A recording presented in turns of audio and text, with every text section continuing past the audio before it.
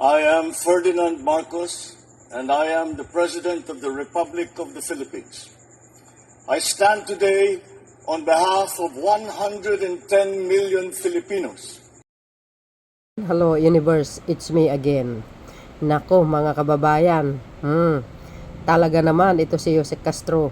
Alam mo ito yung journalist, itong si Net25.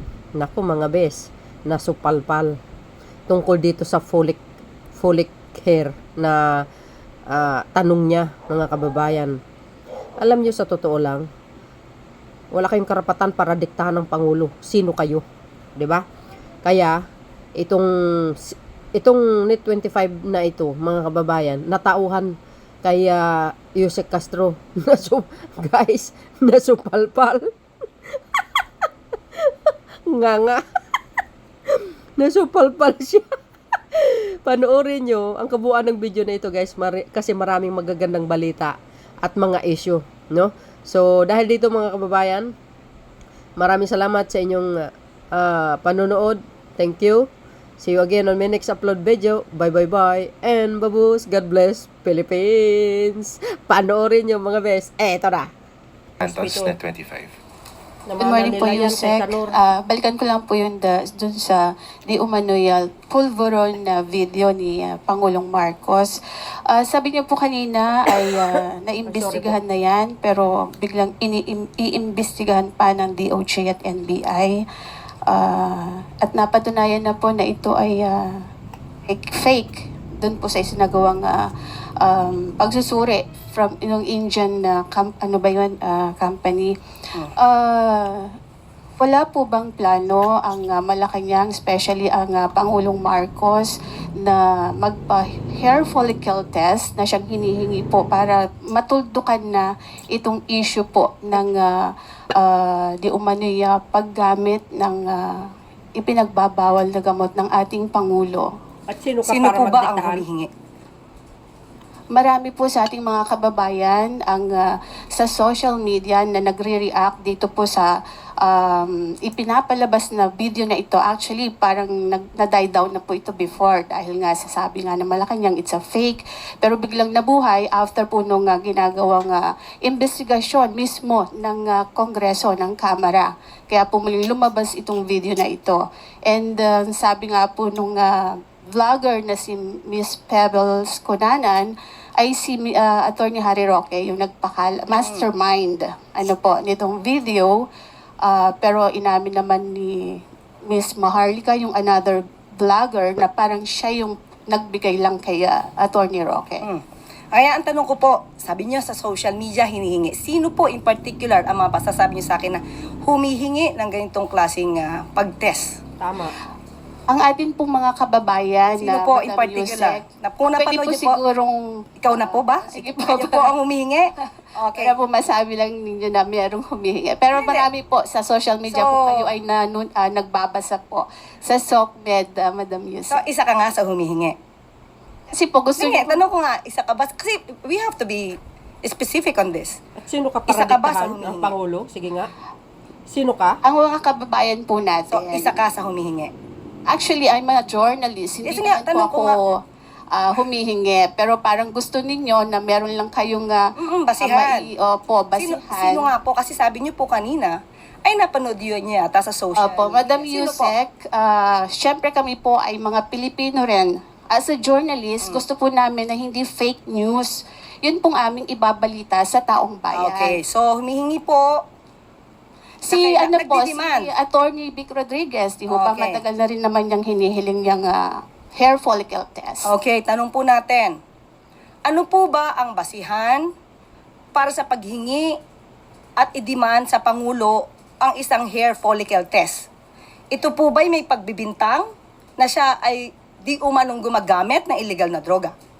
Kung may pagbibintang, liliwanagin po natin. Kung may pagbibintang sa Pangulo, yung nagbibintang ang dapat na magpatunay kung may ginagamit man o wala. Hindi po pwedeng gumawa ng kwento, walang basihan, isang guni-guni para masira ang Pangulo, at walang basihan. Kahit saan po na kaso Kung sino yung nagbibintang, siya ang magbigay ng pruweba. Tama. Hindi nyo pwedeng sabihin na, ito, gumagamit ka, patunayan mong hindi. Hindi po yon ang tamang logic. So, palpal Kayo ka po ngayon. na nagbibintang, kayong humihingi Net 25. at nagdidiman sa Pangulo, kayo muna ang magpatunay na mayroon siyang ginagawang mali. Kapag wala po kayong napatunayan, wala po kayong karapatan humingi sa Pangulo ng Yun. anuman demand patungkol sa hair follicle test. So, palpal ka ngayon. Net 25. Thank you po. Salamat. At ngayon po ay handa na po tayong tumanggap ng inyong mga katanungan. Maricel Halili, TV5. Magandang umaga po. Ma'am, during the TRICOM sa Congress, na-mention yung pangalan ni former presidential spokesperson, Attorney Harry Roque, na nasa likod daw ng pagpapakalat ng pulveron video na allegedly ay si President Marcos. Nakarating na po ba to kay PBBM? Ano po yung naging reaction niya dito? Na isa si Attorney Roque daw. na Siya daw yung nagpakalat. nagpakalat. Hindi na to, bago. Tama. At buti na lamang, may isang tao na dati nilang kaalyado na sinabi na si Atty. Harry Roque ang nagpakalat. Even before, nakita natin ito sa kanilang rally sa Vancouver, Canada. Tama. Siya mismo, si Atty. Harry Roque, ang nag-utos pa sa ibang mga kaalyado nila na ipakalat. At sinabi pa nga niya, sigurado siya na ang Pangulo daw ang nasa video.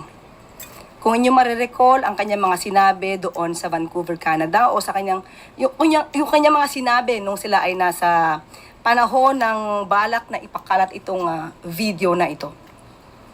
At sa mga previous statements din niya, sa mga interview, sinabi niya nga na ang naging daan dito para sa video na ito ay ang kasamahan niyang si Maharlika. Tama. Pinasalamatan niya to na it was made possible by Maharlika, this video. So, hindi na po bago ito sa pananaw ng taong bayan kung sino ba talaga ang naging utak o ang nagpakalat ng fake pulveron video na ito. Tama. So, does it mean that the president was not surprised when he heard about it? Dahil ito naman po ay inimbestigahan na rin po, natatandaan po natin na inimbestigahan po ito, in-evaluate din po ito ng PNP at ng NBI at nagkaroon na rin po ng fact check at nagsagawa po ng panibagong pag-iimbestiga kung ito ay tunay o hindi, pero napatunayang manipulated ang sinabing video at may face swap.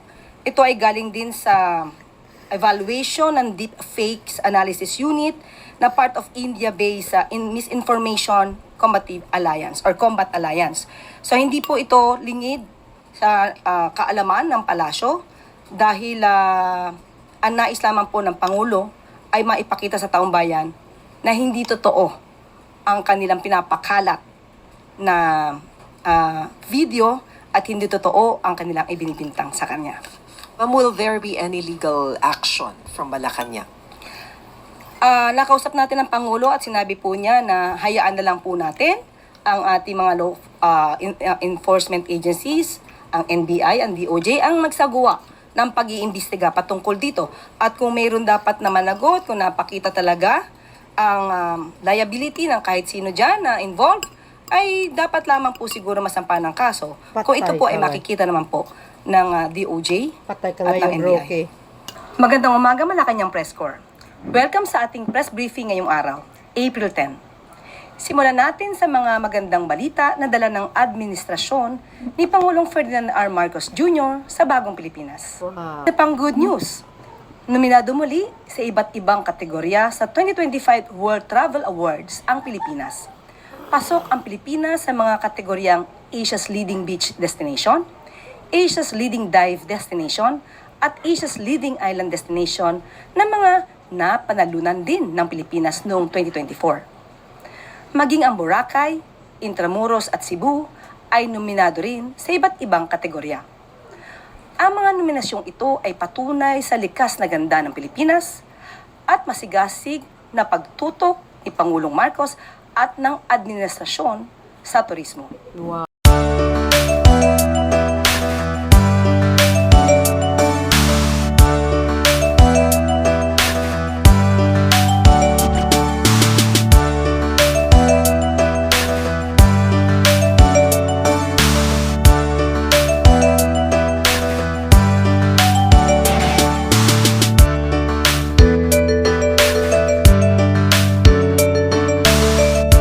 sa ating huling good news. Muli po nating pinaaalahanan ang lahat ng miyembro ng PhilHealth na maaaring mag-avail ng Outpatient Emergency Case Benefit o OECB.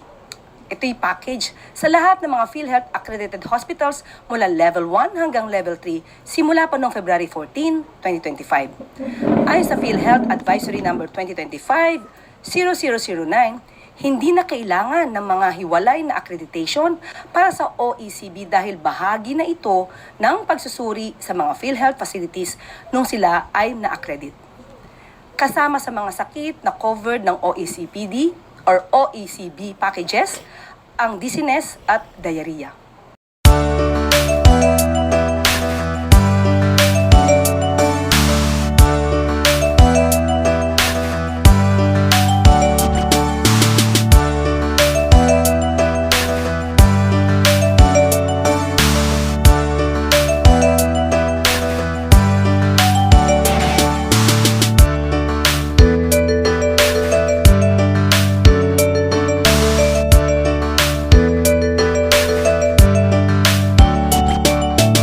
Tagubilin ng ating Pangulo, palakihin at palawigin ang benepisyong makukuha ng taumbayan mula sa PhilHealth.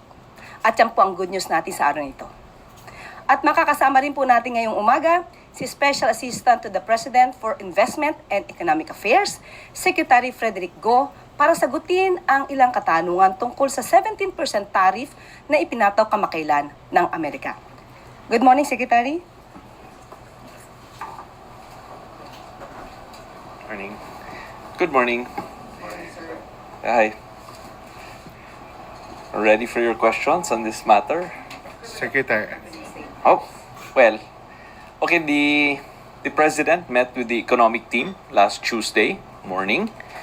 Where during that meeting we discussed the tariffs that were being imposed on various countries all over the world. No, we also discussed the effect on the exports of all these countries, especially our Asian neighbors.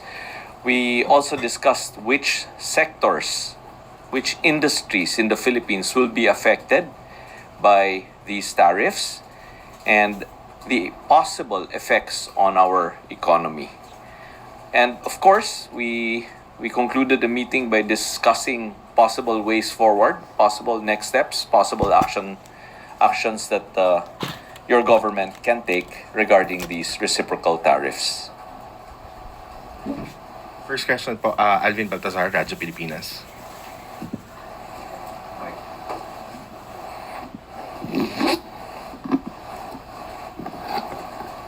So, Secretary, good morning po. So, Secretary, ano po ang initial assessment after that meeting?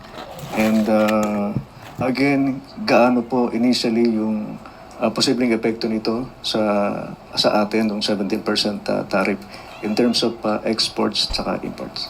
Unang-una, ang nakikita po natin, no, malinaw na malinaw sa mga reciprocal tariffs na inimpose ng Amerika sa mundo, ay medyo advantaged po ang Pilipinas ng kaunti. No?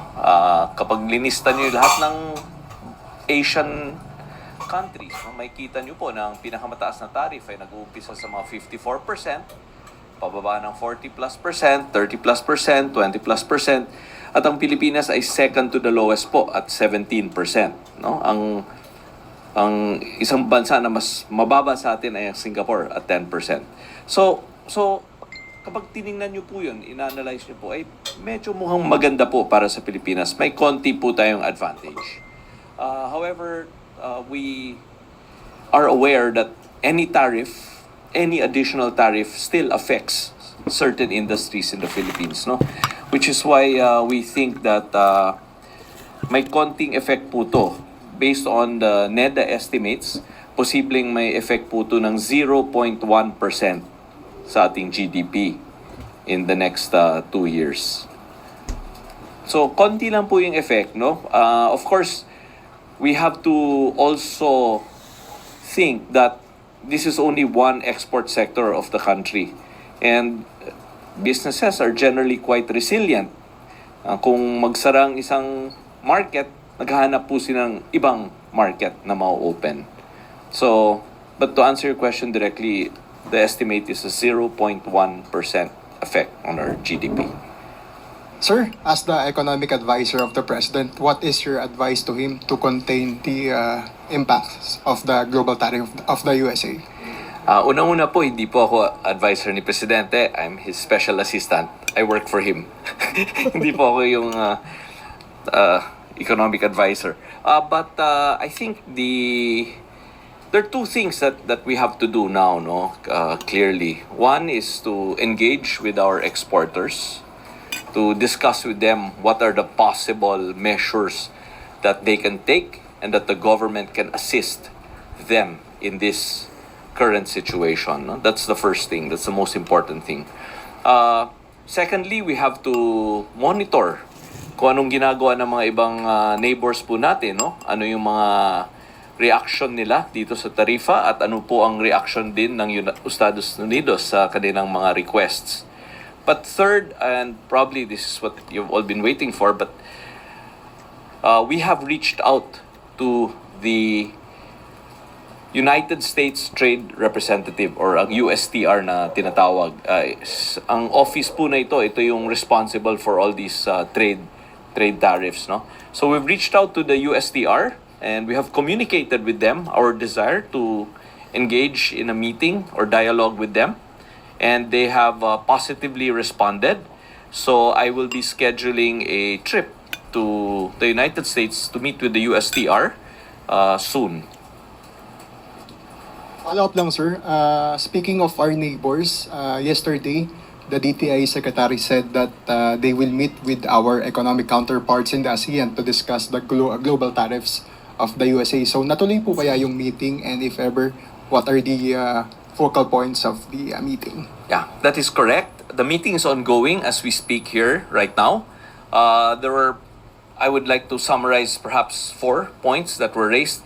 The first one is that the ASEAN trade ministers have gotten together and have decided to communicate with the US, I think three main points. First is to reaffirm the long, enduring, and strong relationship with the US.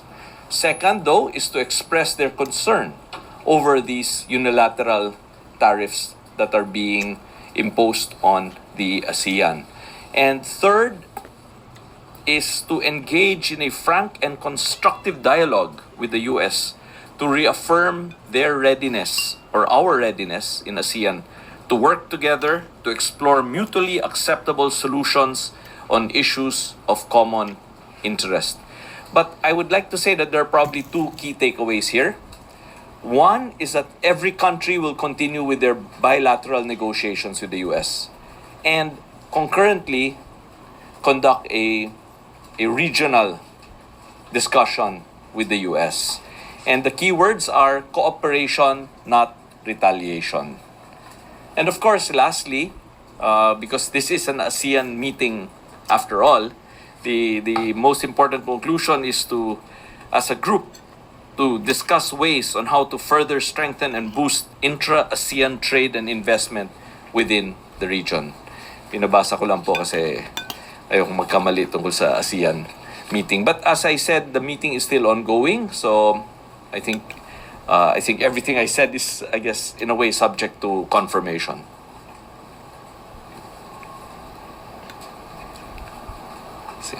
Maricel Halili, TV5. Sir, dun sa planned trip po ninyo sa US, are you going to appeal to the US government na baka pwede nilang i-consider wag na tayong bigyan ng taripa kahit na second to the lowest tayo? I think the keywords are probably not appeal. This is a negotiation. And of course, in my opinion, the best possible outcome is a free trade agreement. No? A free trade agreement means 0 tariffs on their side, 0 tariffs on our side. That's probably the best possible outcome of that meeting. But again, it's open communication, dialogue, cooperation, and let's see what we can negotiate.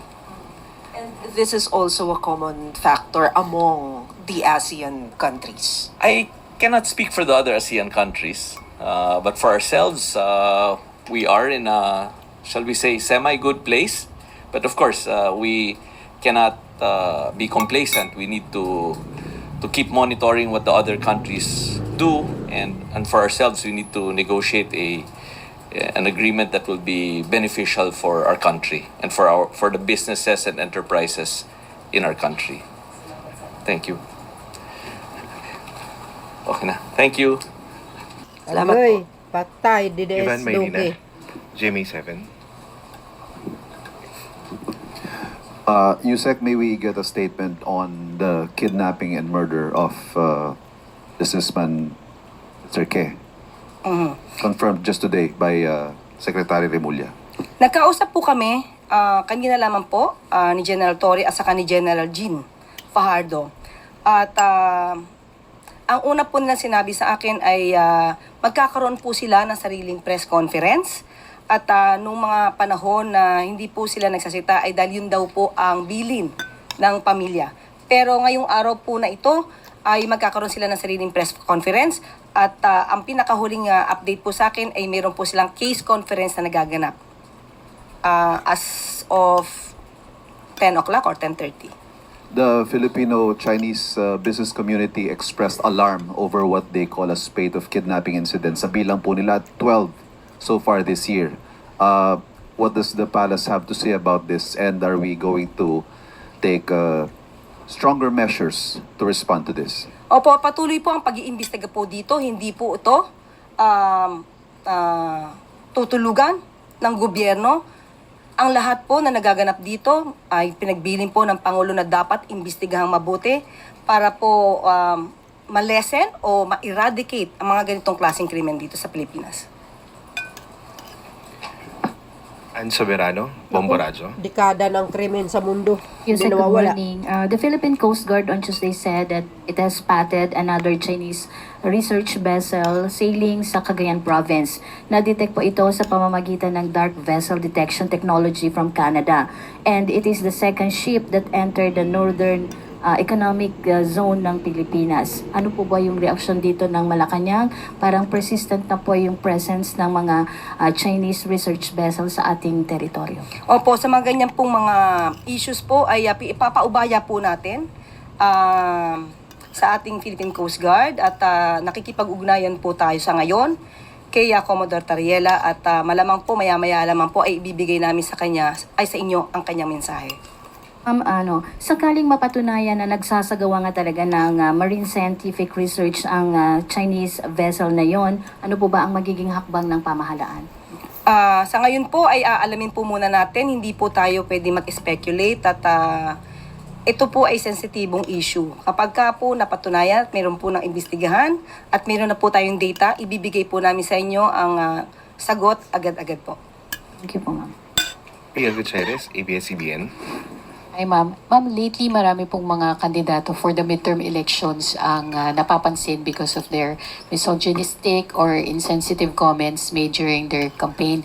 Ano po ang reaction dito ng palasyo at kung may panawagan din po tayo sa mga kandidato? Paano nga ba ang ganitong klaseng pananalita noon ay pinapalakpakan? Parang ipinagbubunyi ang mga kandidato o mga leader na nagsasalita ng walang karespe-respeto, lalo-lalo na sa mga kababaihan. Ipinagmamalaki at ginagawang katatawanan, ginagawang joke, ang pambababae ng mga kalalakihan. Ginagawa ring issue at katatawanan ang mga rape na sitwasyon. Hindi na po ito dapat. Hindi po dapat na gawing idolo ang mga ganitong klaseng tao. Hindi po dapat ito pamarisan.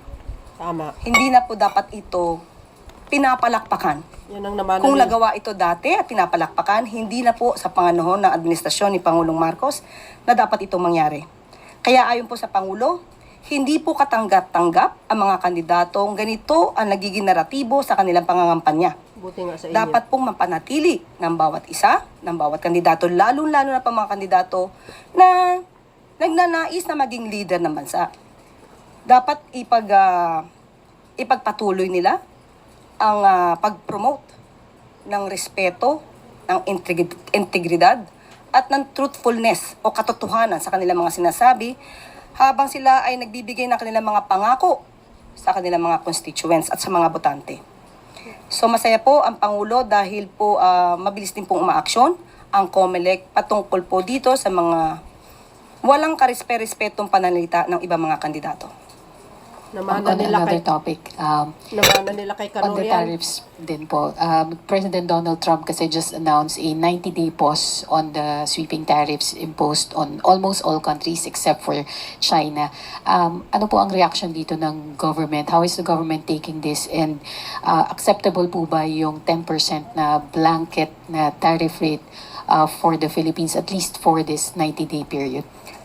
Mamaya po ay muli natin kakausapin si Secretary Go at tatanungin po natin. Natanong ko po yan kanina at sabi nga po niya ay kababasa lang po yata niya kanina ng balita at kakausapin din po niya ang Pangulo patungkol po dito. Isto Romero, Philippine Star. So wala pa po tayong concrete measures on tariff sa US so far. So pinag-uusapan parang as we speak, no, Yusek. I was supposed to ask about that later. A while ago. Opo, nandito po kasi kanina si Secretary Go at siya po nagpaliwanag patungkol po sa mga maaaring gawing aksyon ng administrasyon patungkol po dyan. Okay. So, yeah.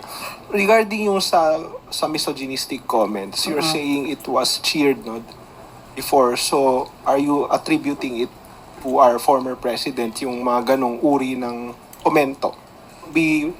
Para sa record lang po. Wala po akong sinasabi na particular na tao. Kung yun po ang nasa sa isip po ninyo, yan po ay karapatan nyo pong mag-isip at mag-judge kung ano man po yung nasa isip po ninyo. Okay, so the president himself said it was unacceptable, yung mga ganong uri ng mga Pananalita. komentos. Opo, sinabi niya po. At tinanong po natin siya kanina kung ano ang kanyang mensahe, yun daw po ay unacceptable. Okay, salamat po. Thank you po. So yun guys, maraming salamat sa inyong watching. See you again on my next upload video. Bye bye bye and baboos. God bless Philippines.